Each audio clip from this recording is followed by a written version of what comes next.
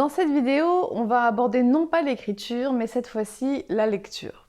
Lire est un acte, enfin plutôt un loisir, qui est très valorisé socialement. Je pense que vous l'avez constaté.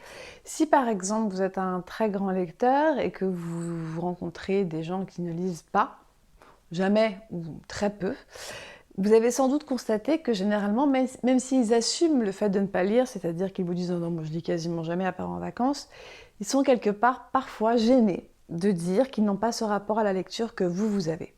Et à l'inverse, si vous ne lisez jamais ou quasiment pas, vous vous êtes peut-être déjà retrouvé dans des situations où vous vous êtes senti gêné de ne pas être le lecteur qu'il aurait peut-être fallu être selon vous à ce moment-là face à ces gens-là. Alors, pourquoi lire est valorisé socialement? Ça, c'est une vraie bonne question. C'est parce qu'on prête à la lecture des bénéfices très importants, notamment le fait que ça accentue la mémoire, le fait que ça accentue la concentration, le fait que ça engendre beaucoup plus d'empathie, que ça développe l'imaginaire, que ça enrichit le vocabulaire, donc la construction de syntaxe, donc la construction de la pensée, etc. Et quelque part, pour caricaturer, aller trop vite et schématiser, lire rendrait intelligent. Alors, je pense qu'il y a autant de grands lecteurs stupides qu'intelligents, mais en tout cas, il est certain que ça met en condition pour travailler sa pensée, travailler une réflexion. Et du coup, voilà pourquoi c'est valorisé socialement dans un monde où, d'une façon générale, la réflexion est toujours valorisée, le raisonnement en tout cas. Donc évidemment, c'est tentant. Alors, moi, je ne suis pas là pour vous convaincre de l'intérêt de lire, j'en suis convaincue à titre personnel, mais évidemment, chacun fait ce qu'il veut de son temps libre. En revanche, si vous avez envie de vous mettre à lire et que vous ne lisez pas, et que quelque part ça vous gêne, ou alors que ça vous attire et que vous avez envie de vous y mettre, je vais vous dire quelque chose, c'est facile, vous pouvez tout à fait le faire. Alors, vous n'allez pas devenir un très grand lecteur en une année, c'est pas tant le nombre de livres qu'on lit qui fait de nous un grand lecteur, c'est l'hygiène mentale que c'est quand ça ne devient plus possible de passer une journée sans lire, un instant libre sans lire, que là on est vraiment passé à un stade de vraiment grand lecteur. Et donc évidemment c'est un chemin à suivre. Et un jour j'ai fait la biographie d'un millionnaire qui m'avait dit « Madame, on ne passe pas du CP à la terminale ». Et c'est pareil, vous n'allez pas passer d'un lecteur débutant à un très grand lecteur comme ça. Et d'ailleurs tout l'intérêt n'est pas dans la classe de terminale. Tout l'intérêt est le CP, puis le CE1, puis le CE2, puis le CM1 et le CM2. C'est tout ce chemin-là qui a de l'intérêt. Donc profitez, vous avez une chance géniale. Vous allez rentrer dans l'univers de la lecture. J'aimerais tellement pouvoir tout recommencer, tout redécouvrir, certaines choses. Enfin, il y en a encore des tonnes et des tonnes à découvrir, mais revenir à cet état où je me rends compte de combien ça me plaît et tout, vous pouvez vivre quelque chose de génial et donc lancez-vous. Alors maintenant, le sujet de cette vidéo, c'est comment se lancer sans abandonner au bout du chemin. Je vais pas faire encore ma métaphore avec la course à pied et le marathon, je pense que je gonfle tout le monde, même si je vois beaucoup de points communs entre l'écriture, la littérature et la course à pied, mais bon bref, je vais pas passer par là. L'une des raisons, enfin, il y a plusieurs raisons qui font abandonner, mais l'une des principales raisons qui font abandonner les jeunes lecteurs en cours de route, c'est que vous ne choisissez pas le bon créneau horaire pour lire.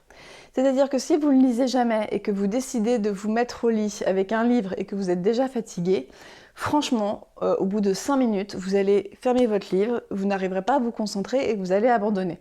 Et vous allez répéter au même créneau horaire tous les jours, du coup vous n'allez pas avancer et vous allez vous dire « j'y arrive pas ».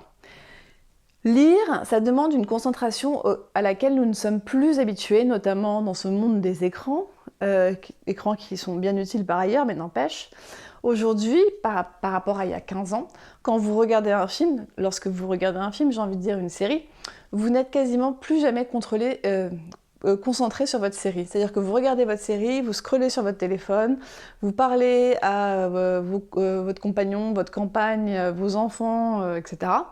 Vous écrivez un mail, vous discutez au téléphone, enfin bref, vous faites 1000 choses à la fois, et du coup, même parfois vous dînez devant la série, et donc du coup le niveau de concentration est relativement faible. Lire, je pense qu'avec le fait de faire du sport, ou encore faire du sport, on peut écouter de la musique, est l'une des rares activités où on est obligé d'être totalement focalisé sur ça. Sinon, on se retrouve à relire 3 fois la même phrase, puis la même page, et on se lasse. Donc ça demande un niveau de concentration qui, quand on n'est pas habitué, est épuisant. Épuisant, mais dans le bon sens, une fatigue cérébrale intéressante. Donc si vous vous mettez à lire aux heures les plus tardives de la soirée, franchement, vous allez abandonner. Savoir lire le soir dans son lit avant de s'endormir, fonctionne parce qu'on sait lire le matin quand on a une grasse mat dans son lit. C'est un bonheur, franchement, ça, la grasse mat dans le lit en lisant. Parce qu'on sait lire dans les transports, parce qu'on sait lire quand on est en pleine forme, qu'on peut terminer sa journée en terminant un pan de lecture de son bouquin. Mais si vous n'êtes pas habitué à lire le soir est une mauvaise idée. Une autre raison qui fait que les jeunes lecteurs abandonnent souvent leur projet de lecture, c'est que vous choisissez des bouquins trop ambitieux pour vous. Et quand je dis ambitieux, ça ne veut pas dire trop intelligent pour vous, c'est juste trop ambitieux par rapport au niveau de lecteur où vous êtes. Je suis désolée, je vais quand même le faire. C'est comme la marche à pied, si vous n'avez jamais couru, c'est pas demain le semi, quoi. Vous allez commencer par déjà voir ce que ça fait que de courir 15-20 minutes. C'est pareil pour la littérature, commencez par un bouquin qui, est un bouquin qui est en général un très très grand succès littéraire. Comme ça, vous êtes à peu près sûr, on peut toujours se tromper, que si des millions de lecteurs l'ont apprécié, vous aussi. C'est quand même plus agréable de commencer par quelque chose de sympa. Et ensuite, commencez par un bouquin qui est petit. Si vous voulez Anna Karénine, c'est un chef-d'œuvre, j'en parlais hier avec ma sœur parce qu'elle l'a commencé. Anna Karénine, c'est 1300 pages. Bon, si vous n'avez pas l'habitude de lire, ne prenez pas 1300 pages dans la main. Déjà, c'est lourd, vous allez voir, vous allez avoir mal au bras. Mais deux, très sincèrement, les jeunes lecteurs sont focalisés sur la ligne d'arrivée, sur le nombre de pages qu'il y a à lire. Et du coup, ça démotive vachement. Alors que vous verrez, quand vous serez un grand lecteur, vous serez triste d'arriver à la ligne d'arrivée parce que vous allez quitter un univers. Et on ne regarde jamais, quand on est un grand lecteur, le nombre de pages. On s'en fiche en fait, c'est même pas un sujet, on prend le livre. Mais les jeunes lecteurs, eux, focalisent sur le nombre de pages. Donc prenez un succès littéraire, un petit bouquin. En général, c'est pas mal de commencer, c'est ce qu'on dit quand on n'a quasiment jamais lu, par L'Alchimiste de Paulo Coelho, parce que le vocabulaire est accessible, la tournure est accessible, l'histoire est intéressante, le volume est restreint. Et voilà, c'est faisable de le faire, ça demande une concentration, certes, mais pas tant un effort de mémorisation. Il n'y a pas 20 000 personnages, c'est pas un contexte très compliqué, etc., etc. Donc, commencez par des livres, j'allais dire, qui ne demandent pas une concentration forte, à des horaires où vous êtes bien réveillé. Et surtout, c'est comme l'écriture, c'est comme le sport, tenez-vous à une discipline. C'est-à-dire que vous ne pouvez pas abandonner votre projet de devenir un lecteur au bout d'une semaine ou 3 semaines. Vous allez pouvoir savoir si lire vous plaît véritablement, je dirais, au bout d'1 an. Au bout d'1 an, après avoir touché à plusieurs choses, plusieurs bouquins, vous allez voir si ça vous nourrit ou pas, comment ça vous nourrit, ce que vous en retirez, le plaisir que vous prenez. Et parfois, moi, je trouve ça intéressant de se mettre dans des livres, mais ça, ce sera pour plus tard, où on ne prend pas spontanément beaucoup de plaisir, pour se pousser à aller un cran au-dessus, réfléchir, voir ce qu'on aime et ce qu'on n'aime pas, construire son identité de lecteur. Mais ça, vous allez pouvoir l'affiner au fur et à mesure de vos lectures. Pour l'instant, commencez déjà par juste lire.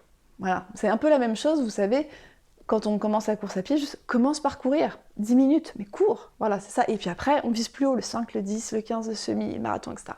Ben là, c'est pareil. Pour l'instant, commencez juste à lire. Des livres simples, cool, sympas, franchement, qui vont vous apporter quelque chose. Et voilà, ne le faites pas le soir, faites-le à la rigueur plutôt le matin, faites-le le week-end quand vous avez du temps, faites-le à votre pause déjeuner quand vous avez 20 minutes de rab. Ce genre de moment, vous allez voir, et je pense très sincèrement que vous allez tenir votre engagement et y arriver. Et je me permets de dire, et je n'ai rien contre les séries Netflix et Amazon Prime ou les séries Arte, etc., rien du tout. C'est beaucoup plus sympa de se mettre dans une activité où vous êtes actif et concentré. C'est beaucoup plus agréable et on se sent exister, je trouve. Alors que devant une série, on est quand même vraiment en mode... Et c'est vrai que plus rien ne réfléchit. Alors c'est sympa de le faire une fois de temps en temps, c'est sympa de mettre la machine sur off, mais c'est aussi sympa quand même d'être acteur d'une activité qui nous plaît et du coup de la choisir véritablement. Quand on lit, on le choisit. Quand on est devant une série et qu'on se met en même temps à bouffer un bout, passer un coup de fil, écrire un mail, on choisit moins les choses, on est passif et on répond à tout ce qui sort, tout ce qui se passe autour de nous. Voilà. J'espère vous compter bientôt dans la grande communauté des lecteurs. À la semaine prochaine.